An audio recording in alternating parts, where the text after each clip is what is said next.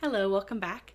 This is Lucille Isadora Tures, and today's presentation is Magic in the World of Muggles. And today we're talking about how you can use the power of community and spiritual practice to keep the magic of spiritual transformation alive after you've gotten unstuck. Enjoy this presentation, and don't forget that there's a Q&A session that you can listen to afterward to hear common questions and interesting discussion. Enjoy! All right, let's get started. Magic in a World of Muggles. How to live a magical life while surrounded by distractions, stress, and endless demands. So the first question is, why is it so hard to make time for spiritual work? And one answer is that it's pretty biological. We're running on an old operating system. Your brain is designed to prioritize things that stress you out, because it evolved in a world in which we were hunted by other predators and in which we had to chase our food. So in that kind of world, if it stresses you out, it needs your full attention. Because what stresses you out? Not eating, being eaten, and being chased by other animals. So if those things are in the environment, you need to pay attention to them. And everything else needs to be put on the back burner. The problem with the modern world is that all kinds of things stress us out that do not threaten our life or our livelihood even. But our brain still treats them as if they're life-threatening. Your brain still prioritizes those things and pushes everything else out of the way in order to run from one stress to another. So for that reason, slowing down and prioritizing things like meditation can create an initial feeling of anxiety because your brain thinks you're in danger of ignoring imminent threats. So when you start to slow down, your brain can actually produce anxiety because it thinks that there's a proverbial tiger nearby and you want to chill.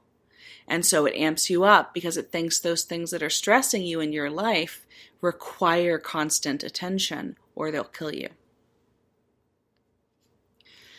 The problem is that the old way is high cost and low returns. If we keep using the old operating system, we'll live in a fight, flight, freeze state that costs us a great deal of energy and cannot produce evolution. So this way of functioning, it works well for surviving. It does not work well for living in our modern world in a quality way. We can spend our whole lives running from one thing to another. And not only will we have little to show for it at the end of our lives, but we will have been rushed through all the things that we would have otherwise enjoyed. So the things that are meaningful in daily life, like connecting with people we love, we often miss out on them because we're so rushed and so panicked from one stressor to another that we don't even stop to enjoy those things which bring us real pleasure and joy. So what will it cost you to stay unconscious of your true purpose? You can start by reflecting on what it'll cost you to live your whole life without becoming conscious of yourself as a soul or your deeper purpose. If we don't take positive steps to create a life worth living, we will be carried by the cultural values of the world around us. Now I'm going to tell you two stories about students that I worked with, spiritual apprentices. One is Frank. This is not a picture of Frank, nor is Frank his real name. But as an example, we will call him Frank. So Frank was a business guy. He was a super achiever. He had gone into his field. He had rocked it. He had made a lot of money. And he was in control of big amounts of corporate power and money. He came to us because he had gotten adrenal fatigue. He started feeling incredibly tired and unable to focus, and he thought that meditating might help. Originally, it was his goal to sort of fix up his body and his broken adrenal system and then kick back into running the world. But it didn't really work out that way. He started meditating, and he did experience some significant healing from the physical problems he was experiencing. But as he started going deeper and working with me directly, he started relaxing and trusting me to go into places that he usually avoided in himself. He let his guard down, and we really got to this core question about control. He had lived his life based on the certainty that control was the best thing that he could do with his world. As long as he had control, things were okay. The more control, more power he had, the better. And he had really prioritized that in his social life, in his personal life, and in his work life.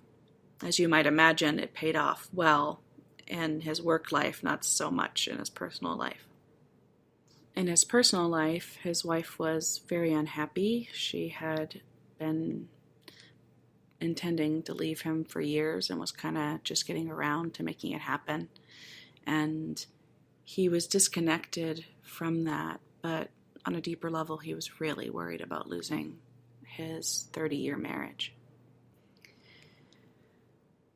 So as he started addressing this intense need for control and letting God come into it, really working with the Masters, Jesus and Mary, to let himself be cared for, to let himself release control in favor of feeling loved and feeling held and cared for, then things started to radically transform, and all this intensity around control started falling away, and he started to tune into and know himself as a soul.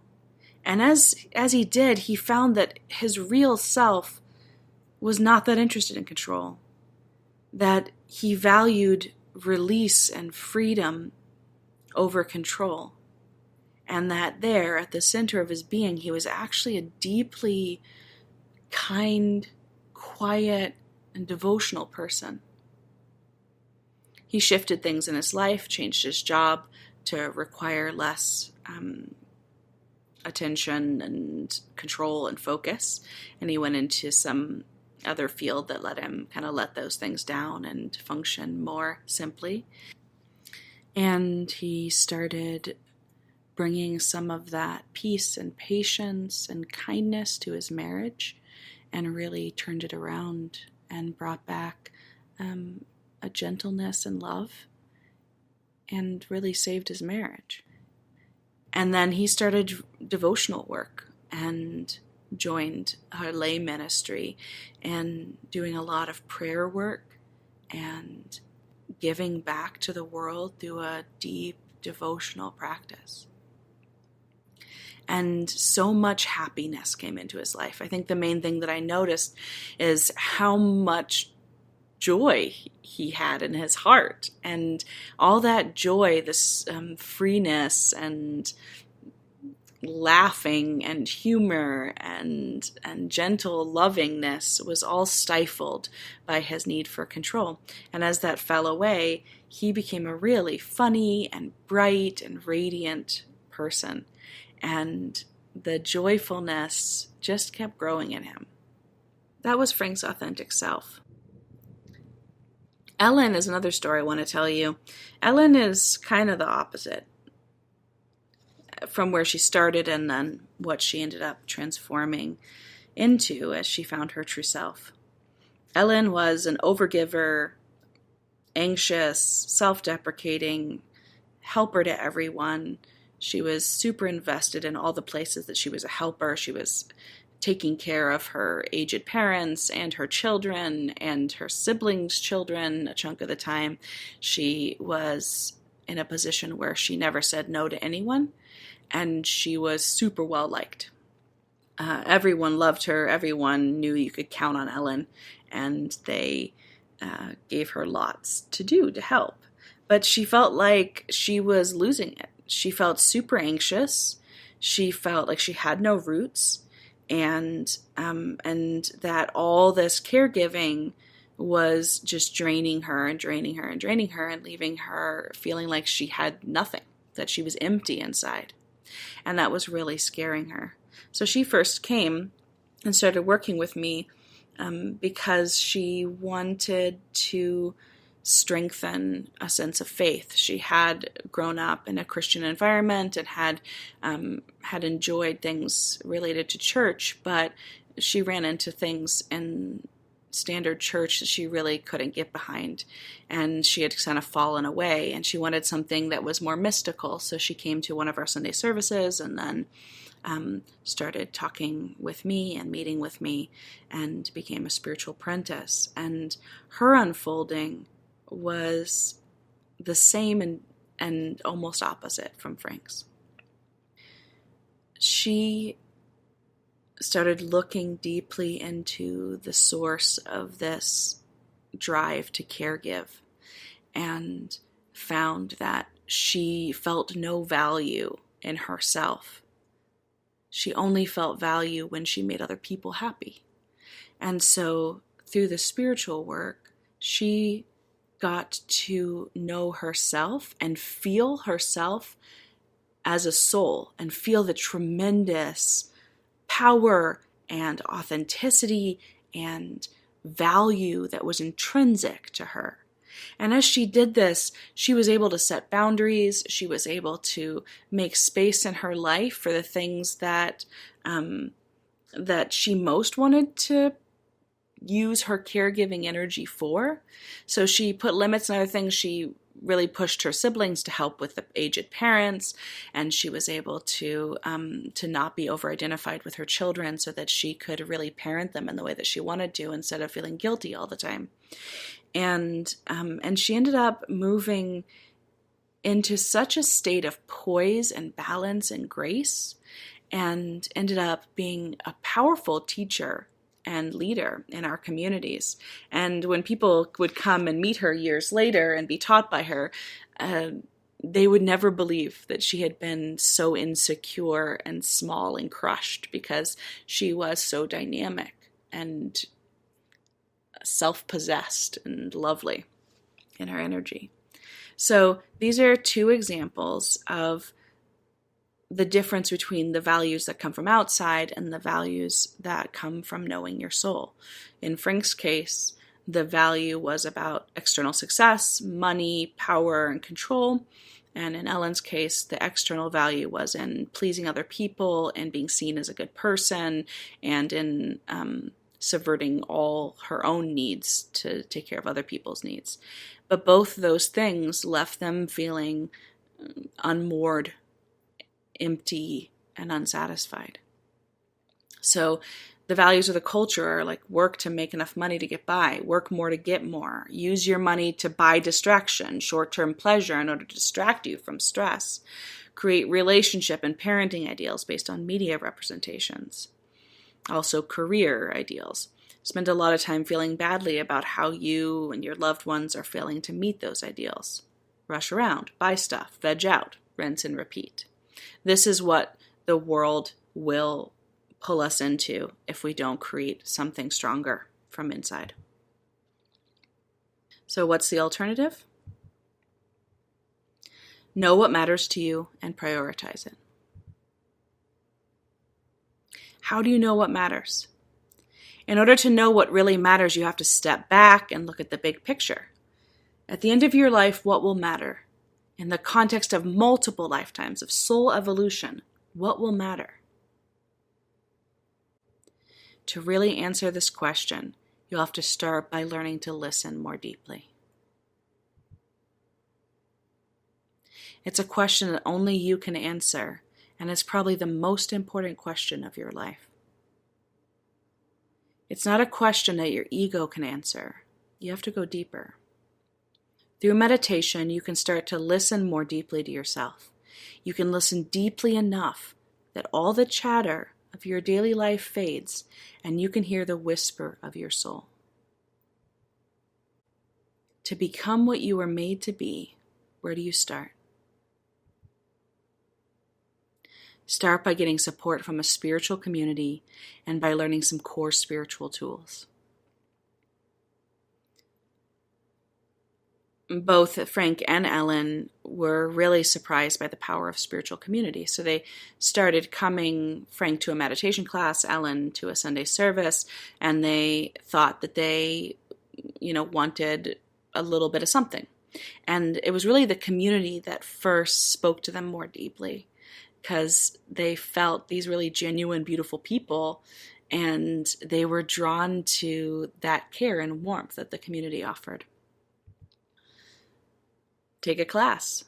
So the classes, we have lots of levels of classes, but take a class that draws you into deeper meditation and teaches you how to interact with the subtle forces in the universe, how to engage with and use prayer, how to contemplate spiritual texts and have them create real revelations in your consciousness, how to be masterful in the things that you're creating, and how to learn how to reflect deeply on your own patterns and change them. Learn to decode the spiritual world and see the spiritual patterns in the physical world. It's really like waking up to a whole nother dimension when you do this. There is so much communicated in the natural world and even in the man-made world about God and about the nature of being. And when we learn to decode it, it's like we're getting messages from the Spirit all the time through all these little revelations. Learn to meditate more effectively. As you heard in both Frank and Ellen's story, learning to meditate more effectively is huge in the process. Only because both of them were able to start quieting down and listening more deeply were we able to start addressing their core misunderstanding. Frank's case, that control was the source of good things, and in Ellen's case, that sacrificing herself and her true desires was the only way to get love. So those are things we learn when we really get to know ourselves deeply, and in order to do that, we have to be able to meditate. And that's where we spend a lot of time practicing and learning that. Expose yourself to powerful rituals and rites and sacraments. Like we talked about in another session, this is a source of a lot of grace because it's communicating truth to your subconscious and to your soul and sort of calling forth reality and clarity and deep, solid reality within yourself. It's difficult to describe, but it's really like calling into awareness this whole spiritual reality and all the potential there. And the rites and rituals bypass the conscious mind, which gets in the way and really brings that out. Get a spiritual teacher or a spiritual advisor to guide your journey. I was able to participate with Frank and Ellen in that process and really guide them. And it's an incredible gift to get to help people in that way. And it's incredible to get helped in that way. I worked closely with a teacher for almost 15 years. And at every level, their guidance and direction, their ability to chaperone me through, to be a companion and a guide, and to help me sort out what the next steps were and how to go deeper. It was just incredibly invaluable. Get to know your soul and the expansive reality of the cosmos. That's the goal. And that's the work. And it continues to unfold. Then you'll know the truth of your purpose on earth and what you have the capacity to become. You have an ultimate capacity. We are God beings, and our capacity is unlimited, but we have to take steps to uncover that. We don't have to build it. We don't have to create it. We just have to uncover. And that's the work. Uncover the layers of misunderstanding and, strip away ideas and concepts and wounds and misthinking that interfere with us knowing what we're capable of and then letting it become a reality in our life. You can't know what you really want until you get to know yourself and what is possible. That's why you need to start wherever you are and just take the next step. Some of us may have felt a strong calling to something spiritual, something transformational our whole lives. That's true for some of us, even as children tuning into the spiritual world, feeling the reality there. Others had almost no awareness or desire for it, like Frank. He came in, he was not looking for a spiritual path. He was not looking for a deep unfoldment. He wanted to get better from adrenal fatigue. But when he actually started and getting to know himself, he found that at a deeper level, outside of his conscious awareness, he had a really strong devotional longing.